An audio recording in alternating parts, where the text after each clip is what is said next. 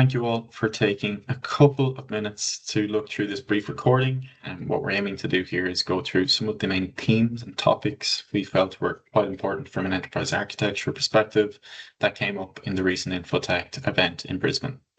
So the first theme we're going to be looking at is getting the fundamentals right before starting to scale AI and transformation. So as you can see here, what we have is the ABACUS platform. Now, ABACUS is an enterprise architecture tool that allows organization to go through all modeling needs. One such area that's become quite prevalent in recent times is around AI transformation, and more importantly, AI governance. So what we try to aim to do with customers who are looking at using the platform to track AI is initially look at what areas across the business they're looking to improve. So as you can see here, what we have is a simple based business capability map that looks at different capabilities and processes. And through the heat mapping here, you can see the different domains around AI improvements that we're looking at mapping across our different capabilities. So how can our capabilities be improved and transformed from an AI perspective? So before we start to introduce AI tools, we need to look at what they're actually going to improve. So once we've looked at identifying the areas across the business that will be improved from a user interaction enhancement, process transformation, or efficiency improvement perspective, we can then start to analyze the different IT assets or applications from an AI view that would support each of these capabilities. So as you can see, I'm going to move away from my business capability map and towards a register here that number one looks at my different artificial intelligence applications. We're looking at what type of AI it's going to be. So is it ML, LLM, deep learning, automation, or machine learning? We're also looking at it from an AI potential perspective. As you can imagine, these are AI specific applications, so they're going to be quite high on the scale.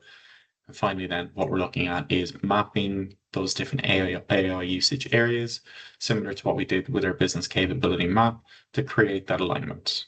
Finally, then we have a quick look at the different risks that would be impacting the implementation of these different applications. Once we start to identify the different AI assets we could look at introducing across the business, we can then look at creating an overlay to identify the different capabilities they would support. And again, quite simple here. We're looking at those applications from the register and we're creating that mapping to the different capabilities that they would support across the business.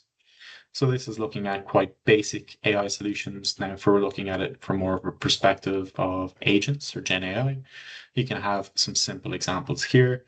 So we look at the development and management of marketing plans. We can identify that campaign analytic agents could support there.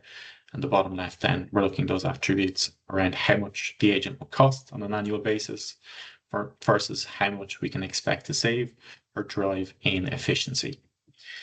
Now that is the first step where we're looking at what areas across the business we're looking at improving before we start to introduce those AI solutions. Now, as we start to introduce those AI solutions, as you can imagine, we need to have governance structures in place. So what we have here is a simple AI governance dashboard. And what it's looking at is mapping our different AI solutions to different pillars. And this is according to an AI governance framework from a Singapore body. So we're looking at mapping our different AI solutions, as you can see here, towards those different AI governance pillars. So how compliant are our solutions towards those pillars? So my solutions are chatbot, contract verification, marketing leads. And now how we look at creating those compliance scores, as you can see here across our different columns, is according to how compliant these different applications are according to our different security controls. So are they partially compliant, which gets a score of 2, non-compliant, which gets a score of 1, or compliant, which gets a score of 3. And that then, through no-code algorithms available through the platform, automatically feeds into some of these KPIs according to those AI governance pillars.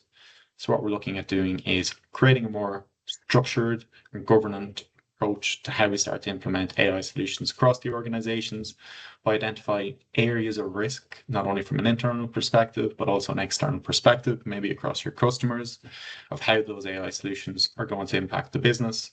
And we can then go through some current state versus future state analysis by identifying some of those different security controls that would allow us to create more of a governance structure across our different assets. So that looks at our first theme that we felt was quite prevalent within the Infotech event. And step one would be identifying what areas of the business we're looking at improving. Step two is looking at what AI solutions we could look at introducing across the organization to support some of those capabilities and processes. And number three is going to be looking at creating governance structure once we've looked at implementing those different solutions. The second theme we saw then was around getting our house in order and really starting to have the ability to map our different IT assets to the wider business to ensure our different applications and wider IT assets are aligned with the strategic and capability layer across the business. So what I'm going to do here is move away from an application perspective solely around AI. And here we're looking at our wider IT landscape. So what you can see is an application portfolio. Now within my dashboard, I've just have a simple collection of different visualizations and diagrams and catalogs. And our catalogs really allow us to build out some of those different mapping capabilities. So again, what you see here is our different applications. We have Copilot, Sterling, Intranet, and over towards the right-hand side, we can then start to map how our applications interact with our different business architecture. So we're looking at the different capabilities the application supports, maybe identifying the different departments that actually use the applications, and finally, maybe looking at the processes that each of the applications are used by. Now, how the platform can start to support from creating rationalization techniques across our different application landscape.